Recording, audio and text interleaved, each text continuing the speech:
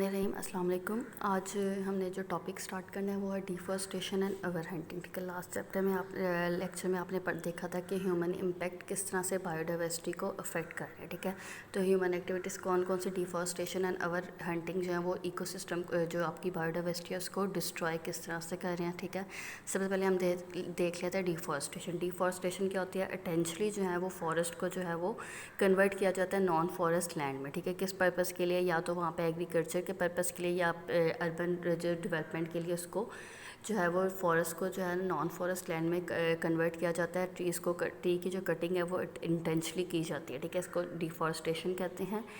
Deforestation के कम होने की वजह से क्या हो रहा है? एक तो आपका इन्वायरमेंट जो है वो डिस्टर्ब, उसकी स्टेबिलिटी डिस्टर्ब होती है, और दूसरा क्या होता है, जो बायोडाइवर्सिटी है वो रिड्यूस हो जाती है। ठीक है, काजेज़ क्या हैं डिफॉरेस्टेशन के और किस तरह से डिफॉरेस्टेशन बायोडाइवर्सिटी को अफेक्ट करते हैं वो हम देख लेते हैं। ठीक है, सबसे पहले क्या होता है कि जो कभी स्लो डिफॉरेस्टेशन होती है जिसमें थोड़े थोड़े जो है ना कटिंग होती है ट्रीज़ की, और कुछ होती है वो अचानक ही एक ही दम जो है ना डिफॉरेस्टेशन होती है अर्बन डेवलपमेंट के लिए। एक ही दफ़ा जो है वो पूरे फॉरेस्ट को जो है वो ख़त्म कर दिया जाता है। ठीक है, डिफॉरेस्टेशन जो है वो डेलिबरेटली जो है जब आप कटिंग करते हैं वुड की जो है for the agriculture purpose and urban development, इसको डिफॉरेस्टेशन कहते हैं। ठीक है, सब डिफॉरेस्टेशन से क्या रहता है कि आपके जो वाटर का बैलेंस है वो जो है इन्वायरमेंट में वो बैलेंस नहीं रह पाता। ठीक है, जो वो ट्री जो होते हैं वो अपनी जगह पे नहीं होते, जिसकी वजह से जो है जो मिट्टी जो है वो उसको अपनी जगह पे नहीं रख पाते। ठीक है, जो है वो सॉइल को अपनी अपनी प्लेस पे नहीं रख पाते, जिसकी वजह से क्या हो जाती है, सॉइल इरोजन हो जाती है। ठीक है, सॉइल इरोजन से क्या होता है, जब हैवी रेन होती है तो जो मिट्टी जो है वो बह के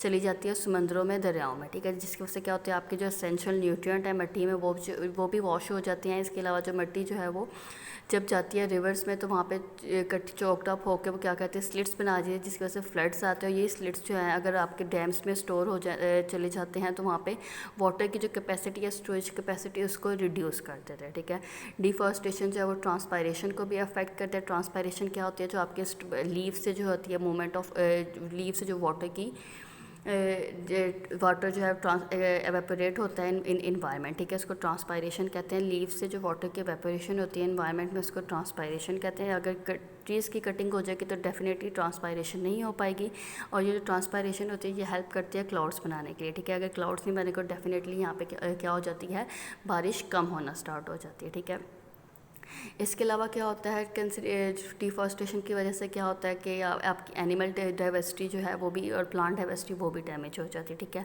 लकड़ी को बहुत से पर्पस के लिए यूज़ किया जाता है आपके, जिसमें टिम्बर जो है वो लकड़ी जो है बिल्डिंग्स बनाने के काम आती है। इसके अलावा फ्यूल वुड जो है वो यूज़ किया जाता है, और जो आपकी वुड प्लग है उसको पेपर बनाने के लिए इस्तेमाल किया जाता है। ठीक है, ये इंडस्ट्रीज़ आल्दो जो है फॉरेस्ट इंडस्ट्री से जो इकोनॉमी है वो इस पर बहुत इफ़ेक्ट पड़ता है। जो मुल्क की कंट्री की जो इकोनॉमी है वो अफेक्ट होती है, काफ़ी ज़्यादा कंट्रीब्यूट करती है आपकी जो आपकी जो इंडस्ट्रीज़ होती हैं जो डिपेंड करती हैं आपकी फॉरेस्ट के प्रोडक्ट्स पे। ठीक है, अगर आपके फॉरेस्ट डैमेज हो जाएंगे तो आपकी जो इंडस्ट्रीज़ हैं, आपकी मुल्क की जो इकोनॉमी है वो भी डैमेज हो जाएगी। ठीक है, लोग क्या करते हैं शॉर्ट टर्म इकोनॉमी गेन करने के लिए फॉर एग्जांपल फॉरेस्ट लैंड को एग्रीकल्चर लैंड में कन्वर्ट करते हैं। एग्रीकल्चर लैंड की इनकम कम होती है एज़ कम्पेयर टू आपके फॉरेस्ट से जो आपकी फैक्ट्रीज फॉरेस्ट की प्रोडक्ट्स पर चालू होती हैं, उनकी जो इनकम है वो ज़्यादा होती है। लेकिन लोग जो हैं वो शॉर्ट टर्म इनकम को हासिल करने की अपनी लॉस कर देते हैं लॉन्ग टर्म इनकम को। ठीक है बच्चे, तो ये अफेक्ट है डिफॉरेस्टेशन के। इसके अलावा क्या होता है, इन्वायरमेंट में जो है वो कार्बन डाइऑक्साइड का बैलेंस नहीं रह पा रहा। ठीक है, कार्बन डाइऑक्साइड जो है तो फोटोसिंथेसिस के लिए यूज़ होती है। जब प्लांट्स ही नहीं होंगे तो फोटोसिंथेसिस नहीं होंगे, जिससे क्या होगा, पोल्यूशन में इजाफा हो जाएगा, पोल्यूशन होगी। इसके अलावा आपकी जो नेचुरल ब्यूटी है वो भी ख़त्म हो जाएगी, जो कि नेचुरल ब्यूटी जो टूरिज़म को इंक्रीज़ करती है। ठीक है, तो डिफॉरेस्टेशन पाकिस्तान में बहुत ज़्यादा हो रही है। खैबर पख्तूनख्वा में हर जो है वो सबसे ज़्यादा डिफॉरेस्टेशन होती है। ठीक है, तो अब जो है वो गवर्नमेंट जो है काम कर रही है डिफॉरेस्टेशन को रोक के लिए। ठीक है, अब हम बात कर लेते हैं अवर हंटिंग की। अवर हंटिंग क्या होती है, जो सिग्निफिकेंट काज ऑफ एक्सटेंशन होता है या इंडेंजर स्पीशीज़ जो जा रही हैं वो अवर हंटिंग की वजह से जा रही है, जिसमें क्या होता है कि जानवरों के जब शिकार किया जाता है, उस शिकार की वजह से क्या हो रहा है, जब ज़रूरत से ज़्यादा शिकार होने की वजह से क्या हो रही है, स्पीशीज़ अब ख़त्म होना शुरू होगी, ठीक है। जिस तरह मारखोर हो गया और वेल वगैरह होगी, इस पे जो है ना इनकी जो है इनको ये इंडेंजर्ड हो गई हैं और कुछ स्पीशीज़ जो है वो एक्सटिंक्ट हो गई, इसलिए गवर्नमेंट ने अब जो है हंटिंग पे भी बैन कर दिया हुआ है, ठीक है।